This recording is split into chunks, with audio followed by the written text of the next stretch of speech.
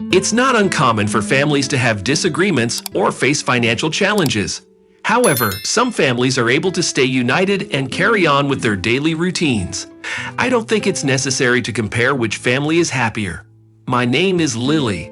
Since I was young, people have called me an unusual child. I'm not sure what makes me different. I only feel that way because others tell me so.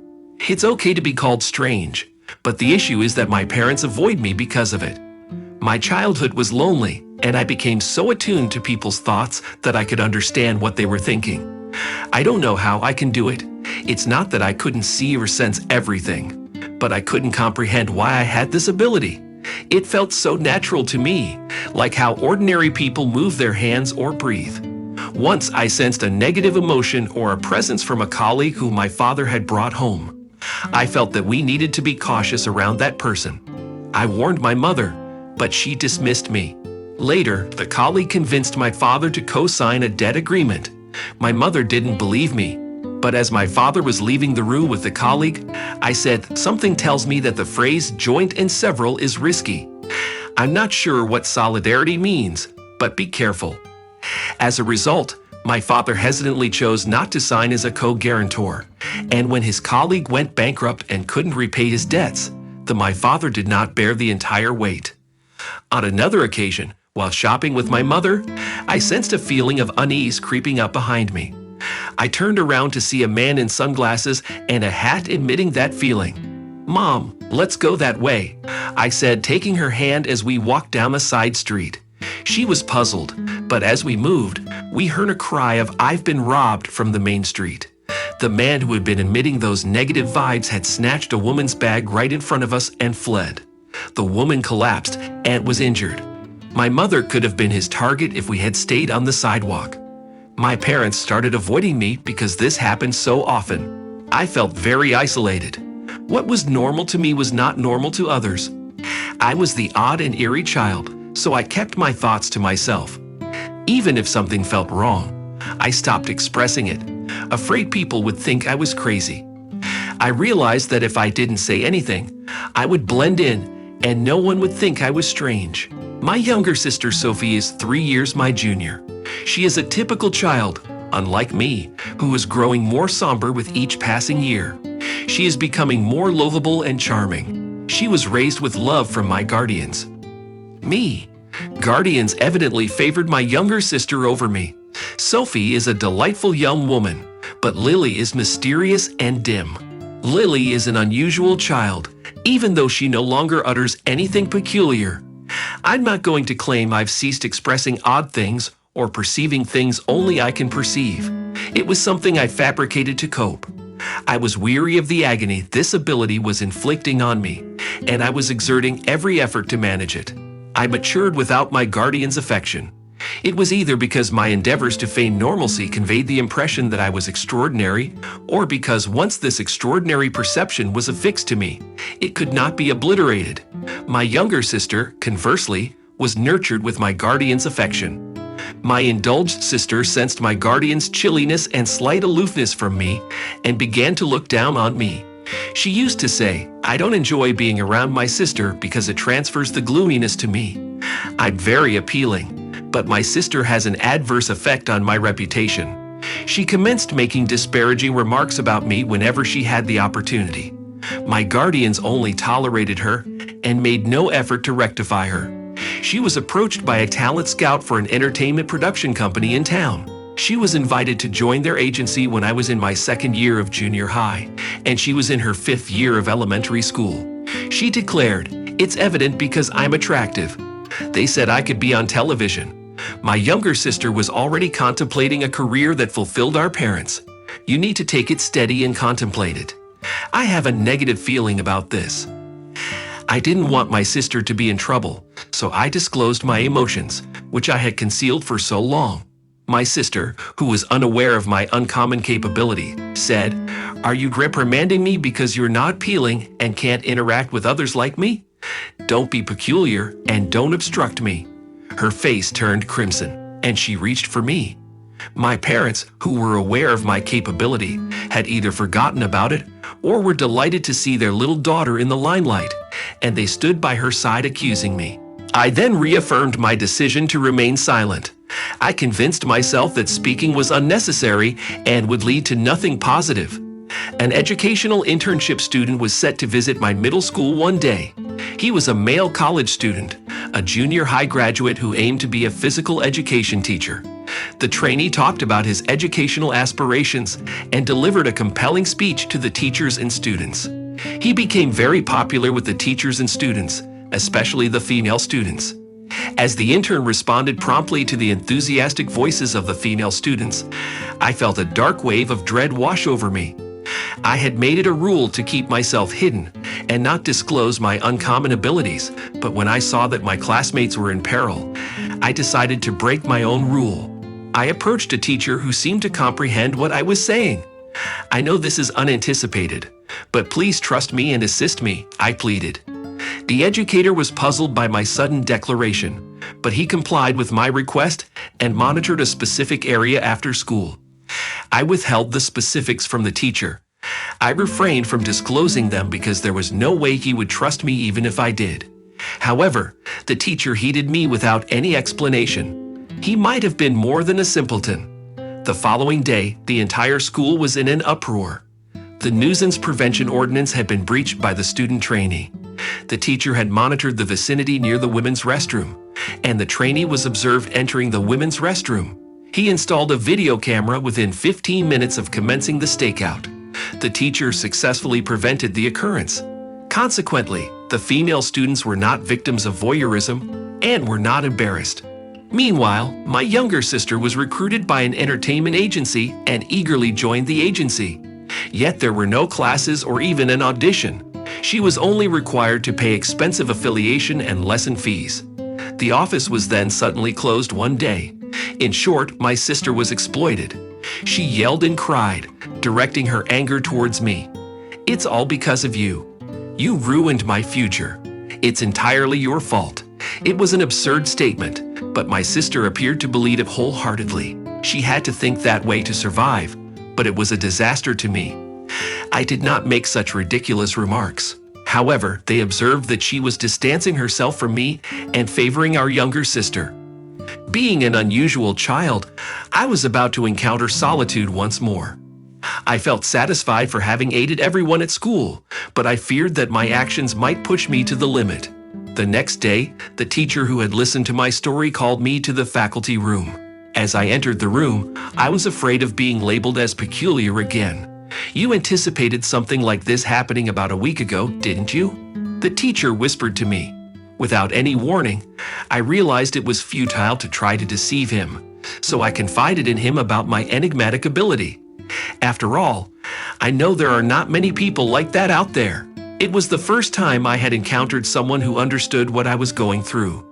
The teacher disclosed that he knew someone with my level of ability, which is why he empathized with me. He revealed, "That individual is actually my aunt, and I've been aware of her for a long time. I comprehend that you have a law on your mind. I'm certain you'll feel much better if you seek guidance from someone in your situation." The teacher introduced me to the person. After uttering this, the person gazed into my eyes and said, "It's natural to be worried, but you don't have to endure it." Her gentle yet profound eyes, which appeared to perceive everything, captivated me. Sarah was the person's name. He informed me that she had possessed the same ability as I did since childhood and that she had dedicated her entire life distressed and concealing herself. The tale of the elder individual who had undergone similar experiences to mine was liberating me from my fears and uncertainties.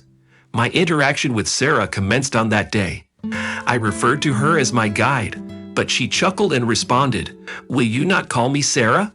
Or rather, my guide?" Sarah transformed my life. I had lived a humble, shadowy existence, hiding who I was, but my awareness was altered.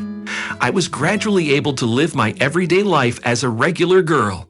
However, since the episode at the entertainment agency, I have been unable to get close to my sister. In fact, we seem to be drifting apart rather than closer. It was typical for her not to converse with me, and the only time she did was to grumble about something she didn't deserve or to mock me. I have no clue what triggers the change. My psychic abilities also failed to anticipate my sister's emotional shifts. She used to say, "What's the big deal about you getting accepted to college? Aren't you just a mental flower garden?" My sister had failed the high school entrance exam at her first choice school, which she had been assured she would definitely pass. She was able to enroll at an alternative in a high school that she considered her second choice. Consequently, my sister was furious that I had been admitted to her preferred university. I wasn't pleased about it, and I wasn't boasting about it to my sister. She was simply making assumptions and disrespecting me. My parents only comforted my sister during a challenging period, but she instructed me to leave and not disturb her. Despite my personal growth since meeting my teacher, it seemed that my sister still did not like me. I pondered that she only appreciates me when I conform to her preference for a somber and inferior woman. Conversely, my sister possesses exceptional intelligence. Although she struggled with the high school entrance exam, she channeled her frustration into her studies at the high school she eventually attended. Consequently, she excelled as the top student for 3 years and gained admission to a prestigious national university on her first attempt. When she proudly mentioned her achievement, I responded with a casual acknowledgement. I was mindful of the potential consequences of becoming too involved in the conversation. However, my sister perceived my response as a slight against her intelligence and reacted vehemently. My parents, fearful of my sister's temper tantrums, could only watch and worry whenever she became upset.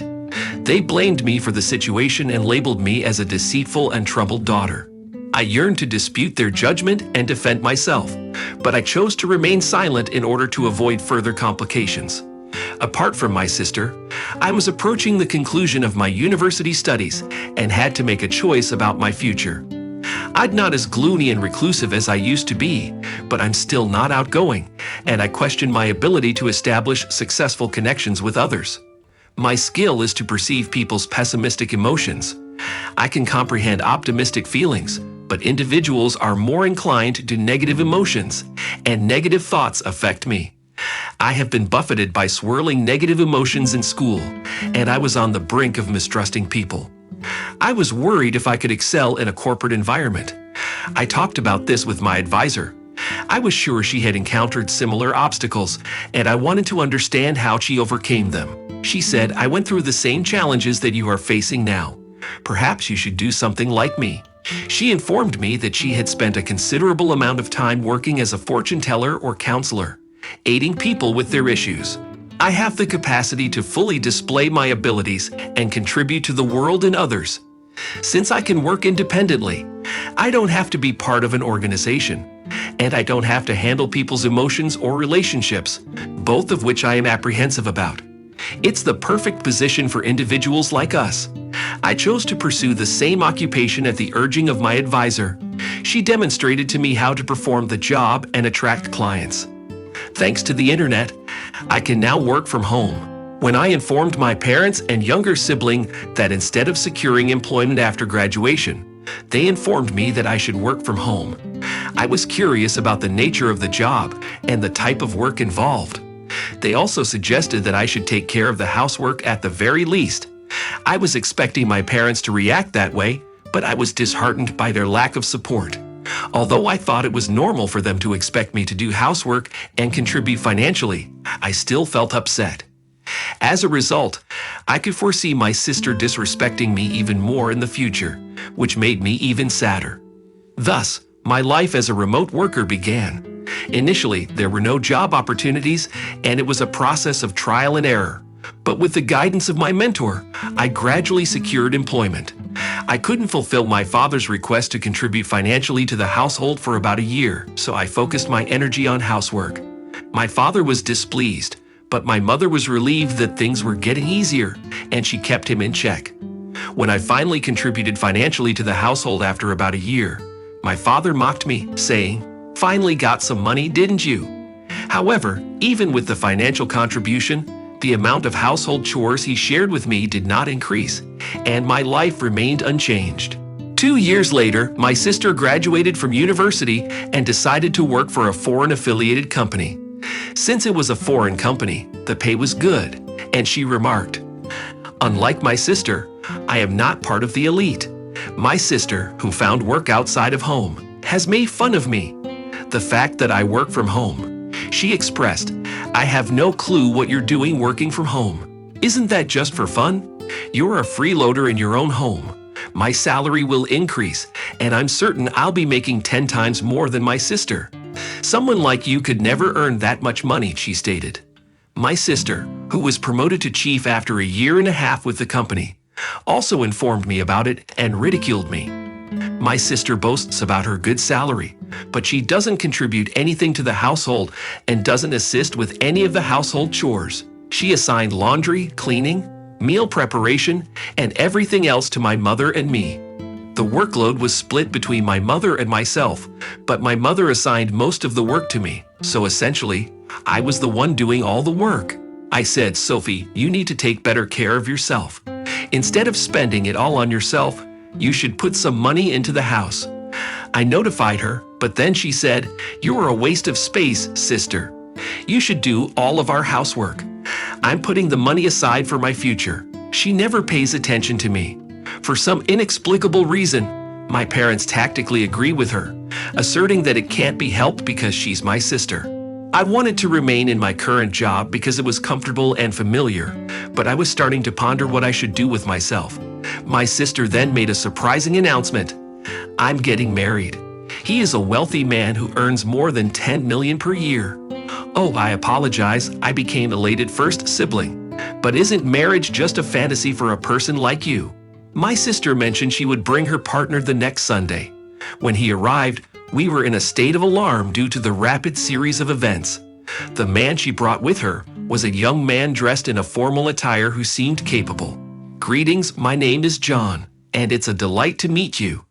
I have come to propose to Sophie." He greeted us with grace and courtesy. "I told you he was remarkable, and he is, isn't he?" "I will be happy with him," my sister said. My father, despite being overwhelmed by her boyfriend's presence, asked a query, "John, what is your occupation?" "I am presently undergoing instruction at a firm owned by an acquaintance of my father's," my sister explained tearfully. When I was puzzled by the term, my sister explained, "His father is the company's president. He is training outside of the company to be his successor in the future." My sister seemed thrilled at the idea of marrying the company's future president. After that, we discussed various subjects before Sophie's boyfriend courageously departed. Despite a few gaps in the subsequent conversation, my parents seemed content with the impressive man. However, John, who seemed youthful and vibrant, cast an indescribable shadow of darkness on me. I'm not sure how to articulate it, but I'm the one who can sense it. Unable to remain silent any longer, fearing that marrying a man with this kind of darkness would make my sister was not pleased, I spoke out.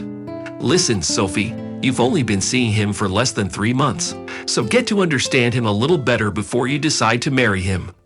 My instincts were alert, so I couldn't articulate and tried to reassure my sister by saying something ambiguous. "What exactly are you talking about, sister? He is a man of great distinction and a potential president. He is a distinguished individual and the company's future president. You're just upset because you compare your situation to my happiness. You're a pitiful person, aren't you?" my sister retorted. My parents also shouted at me to get out of their way because such a wealthy man would soon be their son. "Because you're a nobody, you should at least stop interfering with your sister's happiness." My parents' plan was obvious. Let their daughter marry a wealthy man and live in peace in their old age. My mind raced with anger because I couldn't tell my sister about the black shadow that was attacking her. In the meantime, they got engaged and a meeting between the two families took place. My sister's fiance's parents were dressed in the same fresh breeze as John, but the same black clouds seemed to be hiding behind them again. However, the wedding day arrived before I could warn my sister and parents who were too excited. "You know, the president of our company is attending today's reception. Do you know how talented and promising I am? It's a great honor, but I know that you, my little stay-at-home sister, I can't even fathom how fantastic it is," my sister remarked before departing the residence. As usual, she appended a few disrespectful remarks towards me. They exchanged vows of eternal love at the hotel's wedding hall and then proceeded to the reception area. My sister appeared joyful with a wide smile on her face, and I observed her with concern regarding how long that joy would endure. The company's president, my sister mentioned, would deliver the address as the distinguished guest. It was a congratulatory speech, so naturally, it was a speech that praised my sister, and she was content with it. Following the conclusion of all the congratulatory speeches, refreshments and food were served to each table. The cuisine appeared delectable, but I started to feel increasingly uneasy. I began to feel uneasy because nothing had been served to my table. Initially, I thought it was simply a delay, but other tables had already received beverages and appetizers one after another. It was evidently peculiar. I was the sole individual who had not received anything. The individuals at the same table also noted the oddity and started to feel uneasy. At that moment, my sister approached me and whispered with a chuckle in my ear, "Complimentary food isn't intended for individuals like you. I mean, this fare is too exquisite for you. You should just depart and have some potato chips at home. Just leave our wedding present and go home," my sister declared. My eyebrows rose at the audacious statement uttered loudly in my ear. The groom was also grinning and nodding enthusiastically. The groom chair. Even my folks pretended to be astonished at first, but when they uttered something like, well, Sophie is correct," I was taken aback at first, but that astonishment was followed by a surge of fury. "I never imagined you could be this unreasonable. Father and mother, you are excessive. How could you tolerate such impoliteness?" My parents gave me a bitter gaze, but did not reprimand my sister. "I comprehend. I'm going home, but know this, you'll regret it." What's with that warning? I wonder if it's the cry of a loser, my sister scoffed. The hall was abuzz with excitement at this incredible turn of events. A man stood up with a start. "I'm the groom's sibling. My name is David. My brother and parents are scum, but the bride is even more so. I can't take it." The man, who introduced himself as David, continued, "Father, your company went bankrupt half a year ago, and you're still falsely claiming to be the president of it. The fact that you are still pretending to be the president of this company must mean that you are trying to take advantage of your daughter-in-law and her family. John, you can't be president anymore either, but you're still faking it and trying to sleaze off your wife, aren't you? Because you are unemployed now." The buzz in the hall heated up at the man's comments, but the younger sister became even more heated. "What do you mean you cheated me? What do you mean you're unemployed?" She turned bright red and asked a series of questions. Her face gradually turned from crimson to azure, and her eyes started to well up. My folks were also out of the loop, and both of them were yelling. The shouts of my family reverberated through the hall. Both the bridegroom and the groom's parents were astonished and quiet. In reality, before the performance commenced, I had received David's admission and regret. I had urged him not to hesitate to express his thoughts if something occurred during the celebration. Then, as my sister was accusing David with a visage full of fury and bitterness, another man rose with a look that indicated he could not endure it any longer. It was the CEO of my sister's company. "Enough of this, it's not appearing favorable. You have no authority to censure the groom. What gives you the right to condemn the groom's brother or his ill treatment of his brother?" The boss's voice was brimming with rage, and she looked alarmed. "I didn't attend your ceremony for your benefit," she stated. "If you weren't Lily's sister, to whom I am indebted, I wouldn't be here." My sister's eyes widened when the CEO suddenly mentioned my name. "Oh, Lily. Lily has rescued numerous companies from crisis. She is like a deity among us business proprietors. Under my mentor's guidance, I began as a soothsayer and life advisor, and then evolved into a counselor for corporate rejuvenation. Despite lacking managerial expertise, I have utilized my abilities to guide the company in the right direction. I was spot on, and one after another, the companies that sought my help rejuvenated their corporate tension, and their business encountered incredible recoveries.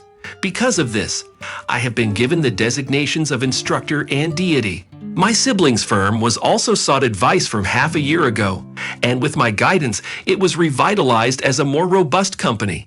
The CEO of the company felt indebted to me and attended today's nuptials," she remarked. "Oh dear, I had no knowledge of that. Aren't you a stay-at-home entity? Thanks to Lily, my business is thriving. Thanks to you, I have a decent occupation and now earn more than you do. I contributed enough funds to the household, but my parents are indifferent to me. What do you reckon all that money was for? Oh, that money wasn't Sophie's.